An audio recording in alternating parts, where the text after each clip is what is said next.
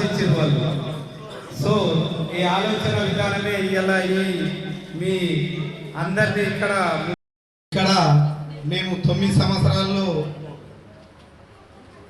ఏకదాటిగా daily morning 5 o'clock నుండి 6-6:30 వరకు యోగా చేస్తున్నాం. దానిలోనే భాగంగా ఇక్కడ మాకు ఈ ఆలోచన వచ్చినందుకు మా అనంతరావు గారికి ధన్యవాదాలు తెలుపుతూ ఈ అవకాశం ఇచ్చిన నాకు ధన్యవాదాలు. ఈ కార్యక్రమం పెట్టినందుకు చాలా సంతోషంగా ఉంది. అదేవిధంగా ఆరోగ్యం కాపాడుకోవాలంటే పెద్దగా ఏం ఖర్చు ఉండదు, తక్కువ ఖర్చులోనే ఆరోగ్యం బాగుంటుంది.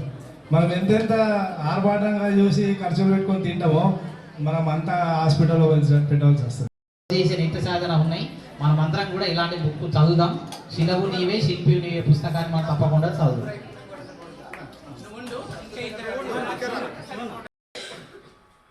యోగా సోదరులకు, చిన్నారులకు, ఇక్కడికి వచ్చిన మహిళా మనులందరికీ కూడా ప్రతి ఒక్కరికి భోగి, సంక్రాంతి, కనుమ పండుగ శుభాకాంక్షలు.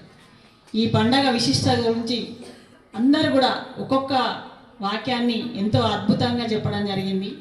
ప్రతి పండగకు ఒక కాల పరిమాణం అనేది దాటుతూ వస్తాం. మనం వేరే కొత్త కాలానికి వెళ్తున్న టైం లోపల ఏమి తినాలి, ఏమి తినకూడదు అని చెప్పి అప్పుడు ఒక శాస్త్రవేత్తలుగా మన పెద్దలు గమనించి చేసినవే ఈ వంటకాల లోపల ఒక భాగం.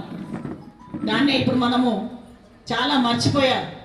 ఇప్పుడు మనము సంక్రాంతి రోజు మహిళగా అందరూ కూడా చాలా సంతోషం. చాలామంది అంటే ఏది వెస్టర్న్ డ్రెస్సులు కాకుండా లంగా ఓణీల్లో కనిపించేసి